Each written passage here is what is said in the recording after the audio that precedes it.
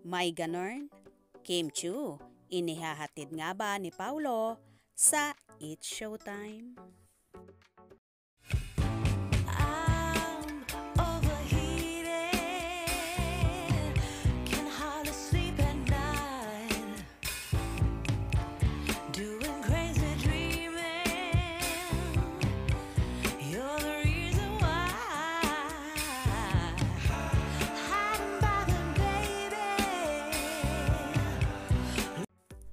Tuwang-tuwa ang mga Kim Pao supporters kapag nakikita nila ang kanilang mga idolo na bida sa seryeng What's Wrong with Secretary Kim na sina Kim Chiu at Paulo Avellino.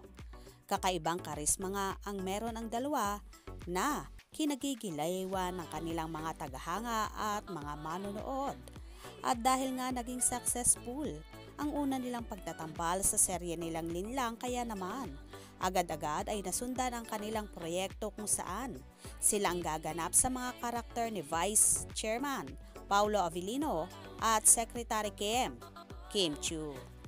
Bawat mga video na naglalabasan ay kinakikiligan ng lahat, lalo pa kapag nakikita nila na so sweet ang dalawa at bagay na bagay sila sa totoong buhay.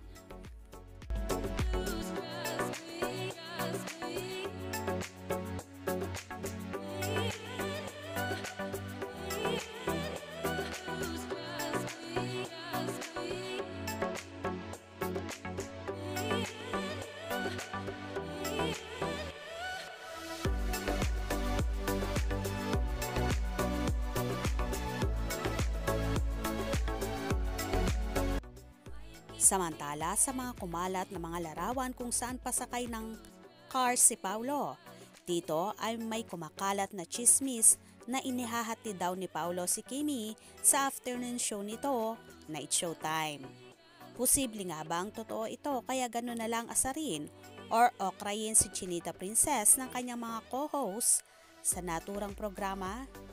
Dahil marami silang nalalaman sa bagong nagpapasaya at nagpapangiti sa dalaga. Kahit nga si Memi Vice Ganda ay palaging inaasar si Kimi na tila ba may alam din sa estado ng puso ngayon ni Chinita Princess. Well, kung totoo man ito, paniguradong magdiriwang ang Kim Pao supporters dahil ito talaga ang pinapangarap nila na mauwi sa totohanan ang Kim Pao. Kaya naman tumutok at wag na wag pahuhuli sa mga maiinit na kaganapan. Anong inyong magiging reaction sa bidyong ito? Comment below.